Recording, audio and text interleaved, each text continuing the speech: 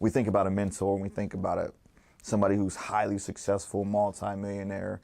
But what a mentor truly is someone who just simply is willing to sit down and listen to you.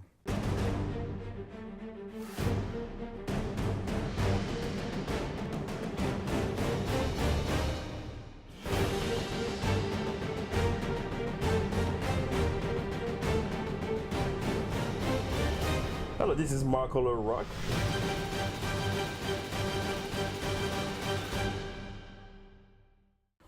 Welcome to Marco Rock TV. I'm Marco Rock. I'm your host for Inside a Great Mind, where we interview leaders, entrepreneurs, authors, and game changers to inspire and inform you. If you're new to the show, make sure to go to marcolorock.tv to subscribe. Today, I'm so excited for my guest. It is Chris Knight. How are you, Mr. Chris? I'm doing amazing. How are you today? I'm doing wonderful. Congratulations on your baby. Thank you. That's very exciting. Have you had any sleep? A little bit. A little bit. I decided to take off, from work a little bit so that I can help out around the house. But it's just truly a fantastic feeling to be a father now. That's awesome. Congratulations. Thank you. Who is Mr. Chris Knight? Mr. Chris Knight, now a father. I consider myself a community leader, a motivational speaker, somebody that wants to inspire the community, help out in any way that I can, and just encourage people that, hey, whatever your situation is today, it doesn't have to always be that way. Awesome.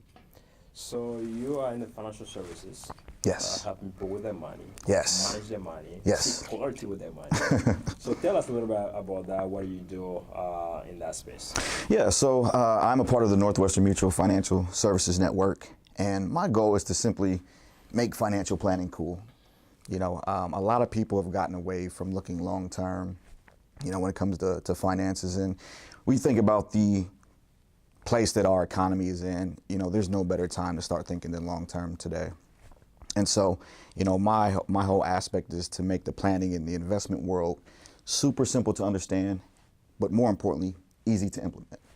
Easy to implement. Easy to implement. Okay. So do you think people clients most of the time find hard to implement, and how do you motivate them?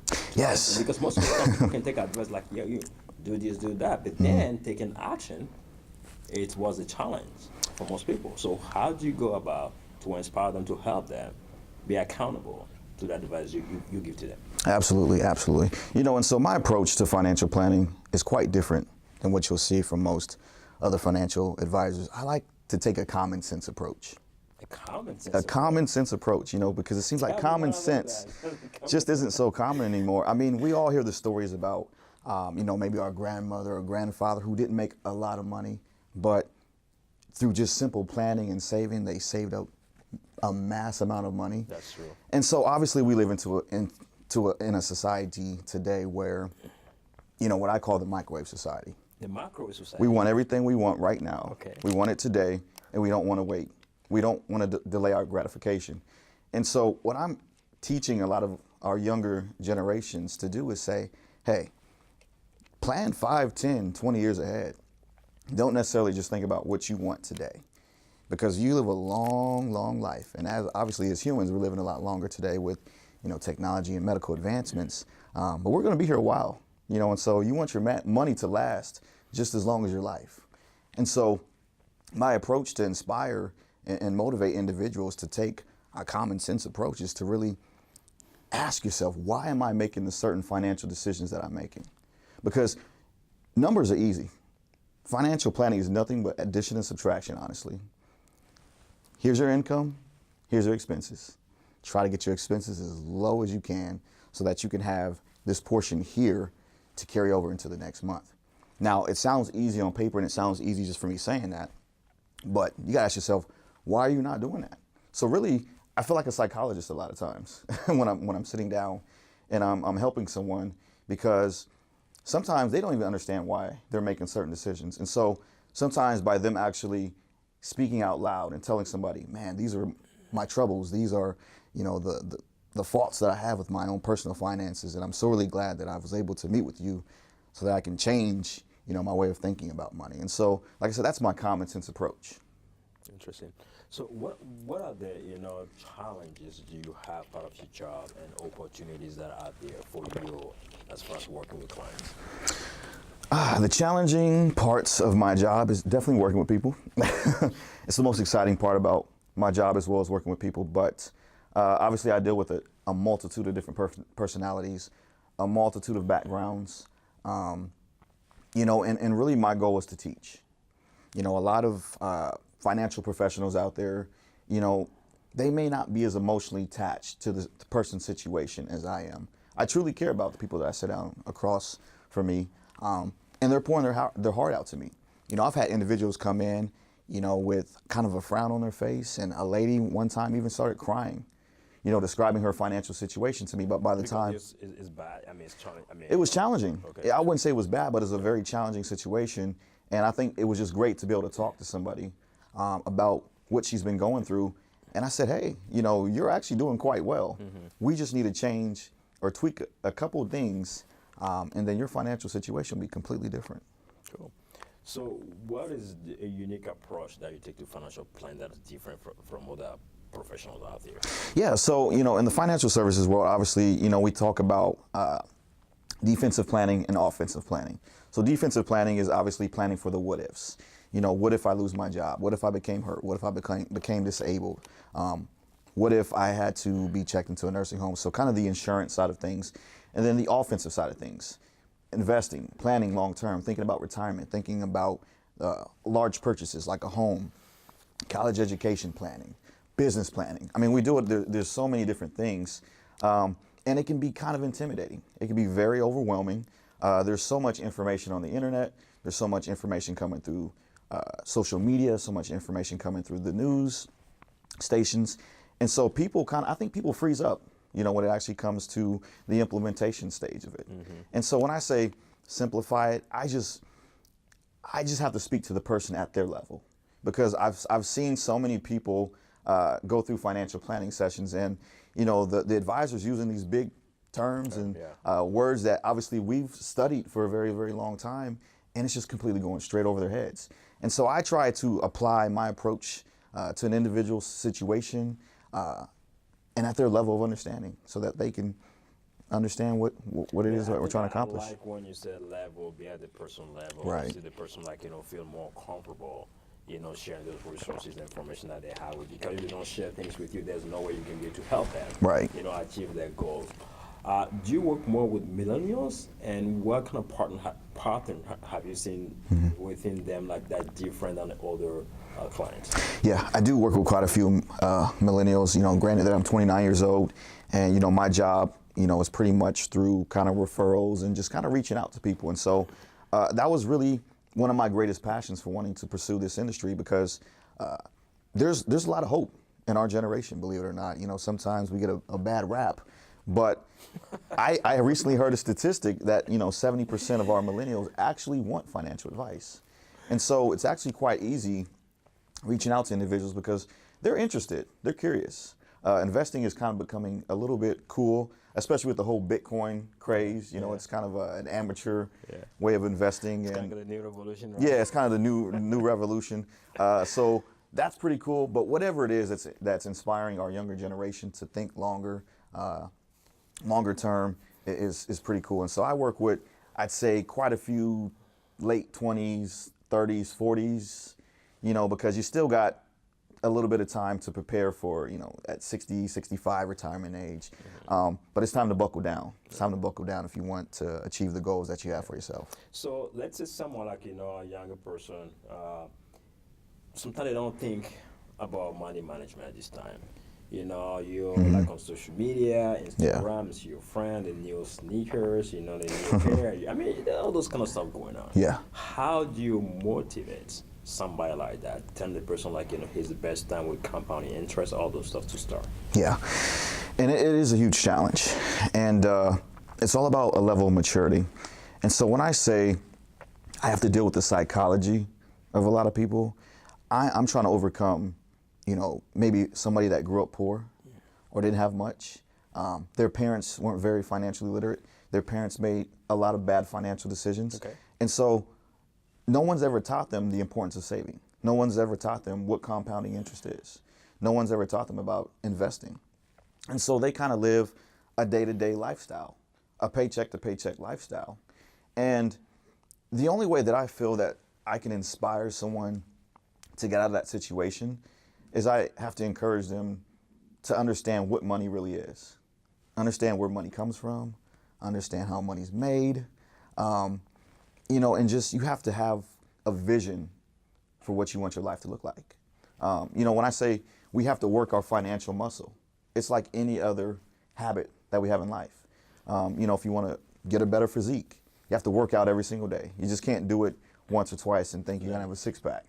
Yeah. And so, a lot of kids are just getting out of college, or they have their first big boy or big girl job, and so now they're investing in their 401k, and that's typically people's first intro into thinking long term. But it's actually great that the money comes out before they actually can spend it. And so where I really help a lot of people is that after-tax money. So once you get your paycheck, what do you do from there? And so I challenge a lot of people. I say, okay, what's the first thing that you do when you get your paycheck? Like, oh, well, I'll go pay my bills. Okay, that's awesome. Okay. What do you do next? Go have fun, go out on the weekends, hang out with friends, take vacations. Okay. What else? Well, that's about it. What about saving? What about putting more money towards your future? And they have it backwards. The first thing you should always do is pay yourself. Yeah. You have to look at yourself as a business. It's you Incorporated. It's Marco LaRock Incorporated. You have to be profitable to remain in business, right? And so you have to make sure that you're paying yourself a salary, so that you continue to flourish. And so sometimes people need money to come out their account and go somewhere else so that they don't even touch it. They don't even think about it. I mean, it's gotten to the point where I've had to tell individuals, as soon as you get your paycheck, if you need to, go to the ATM, take out a couple $100 or whatever, a certain percentage that we want to save, and go put it in a safe, or go whatever you have to do to not touch this money. Because plastic makes it so easy to spend a whole bunch of money today. You just swipe it. You just swipe it.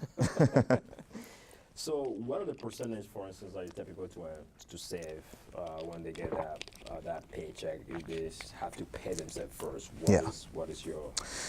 I mean, we've all heard the rule of thumb, 10%. Yes. It's biblical. It's the financial world, 10%.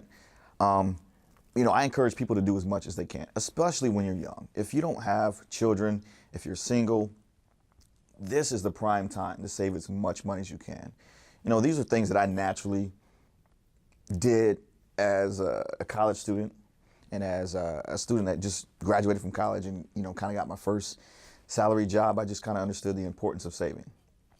I guess what really motivated me to want to save was I just always prided myself on being dependable. If my family were to need something and they couldn't find the money somewhere else, I can say, hey, I got you. Yes. And so that's my own personality. Everybody isn't like that. But I think if we have an attitude of gratitude and that we actually look at money as a gift and not just something that is to get more stuff to please whatever, lack there may be in your life. We just have to really be grateful for what's given to us.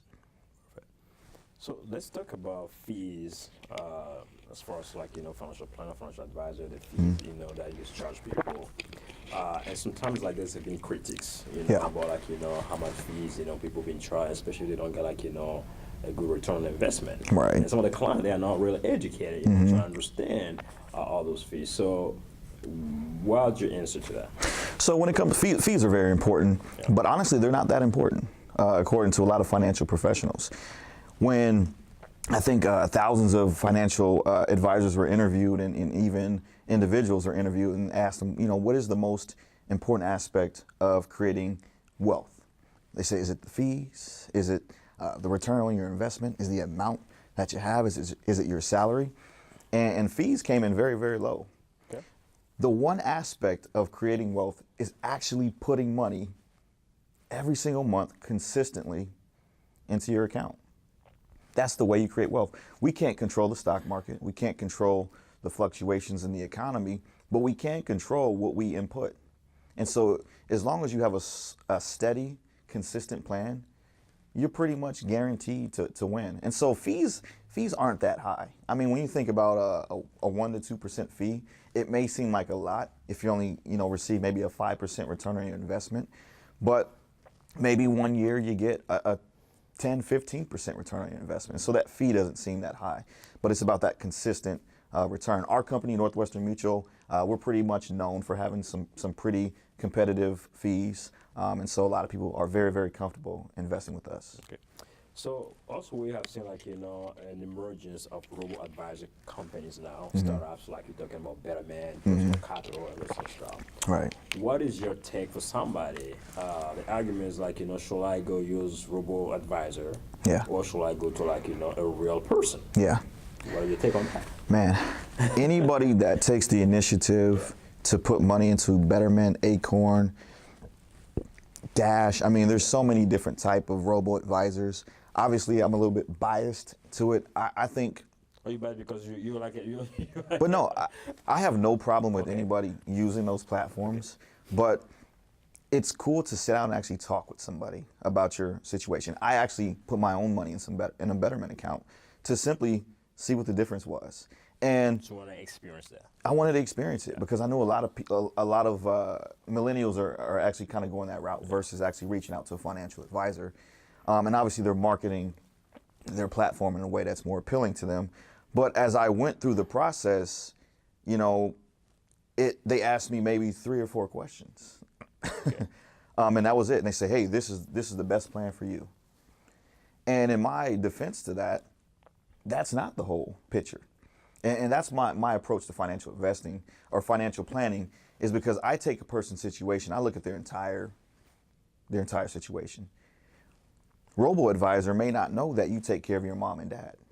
Okay. Robo-advisor may not know that you take care of your nieces and nephews or whatever is going on in your life. Robo-advisor doesn't know that. They don't even ask that question. And so when you actually sit down with an individual and create a plan, a long-term plan, a strategy that's not static, is flexible, you're better off.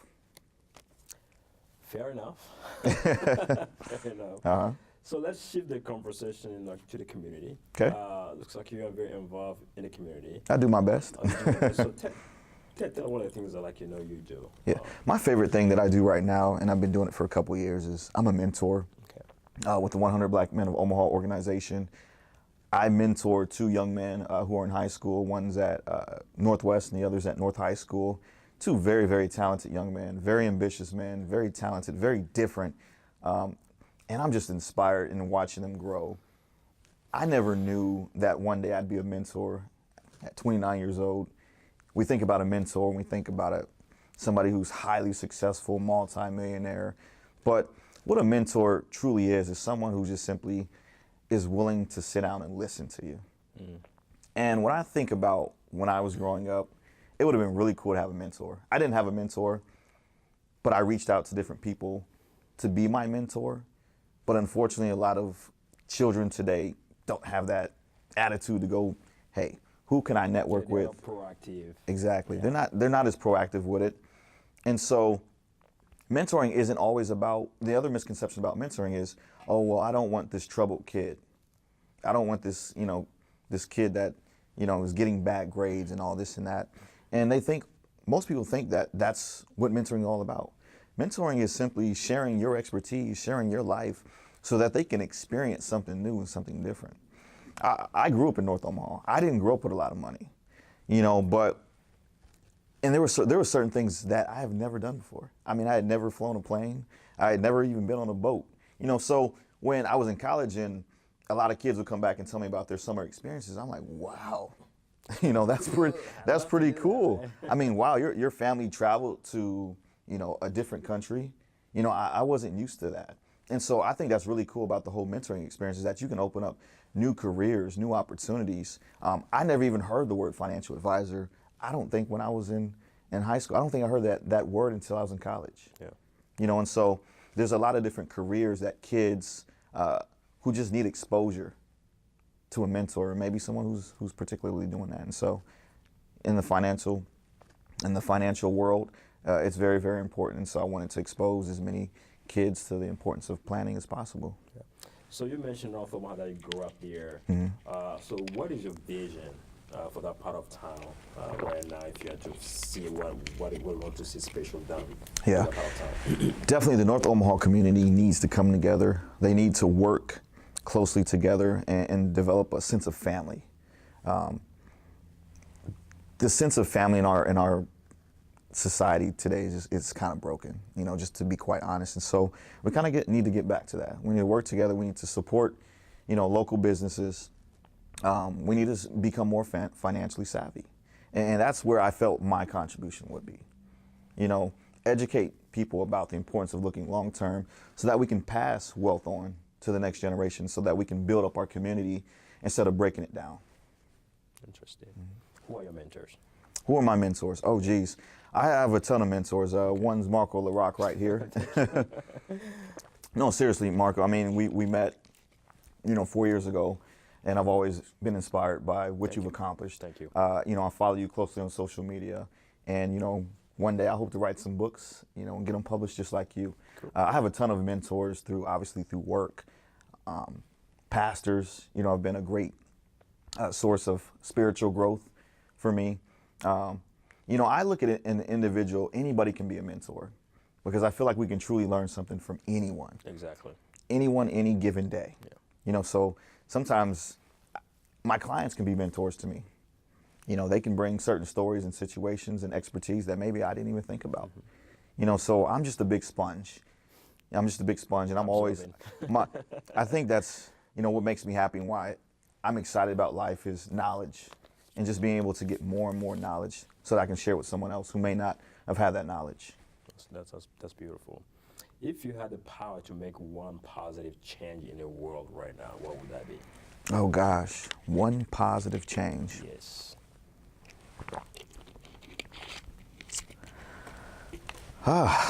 That's a tough question because there's so many different things. Just one. Just one. Yeah, just one.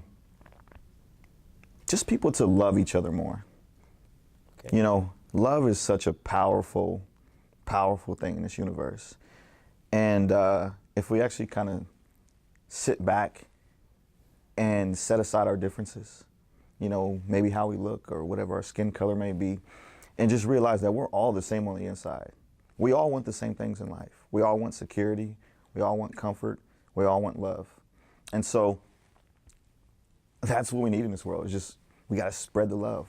When you meet a complete stranger, today, ask them how their day's going and actually be willing to listen to what they have to say. Don't just say hi and how you doing and as just kind of a natural response, but actually have a conversation with someone. Get to know someone new today. I think that's what we need in our world today. We need to learn and understand other people's perspectives. What would be your last advice to my viewers? Last advice to your viewers: get out there and start planning. Money isn't the most important thing in the world, but it's pretty darn important.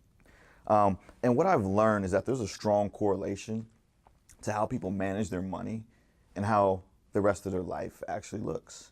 Because when someone comes to me and their finances are a mess, I start to realize that maybe their kids are a mess, their marriage is a mess, their health is a mess, because their poor financial habits have carried over into their parenting habits. It's carried over into their relationships with other people.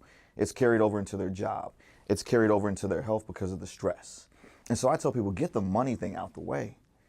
It's really, really nice to wake up every morning and not have to be stressed about money. You should try it sometime. That's what I tell people. You should try it because life gets really exciting when you can take that important aspect of our world and just say, hey, I'm just going to let it be. I have a plan. I don't have to worry about it. Beautiful. How can people find about you, your services, and the work that you do? Sure. You can Google me, Chris Knight, Northwestern Mutual. That'll pull up all my information, my phone number. I'm located near 90th and Dodge at the Northwestern Mutual Network office In Omaha, Nebraska. in Omaha, Nebraska. Okay. You can reach out to me on Facebook. Just type in Chris Knight, and you'll see a handsome gentleman in the profile picture there. So. I love how you bring this up. I love that. Thank you so much for being on the show. Thank you, Marco. Yeah. Thank you for watching this awesome interview with Mr. Chris Knight about money. I hope you love it. If you're new to the show, make sure you go to marklerock.tv to subscribe. I will see you next time. Thank you. Bye bye.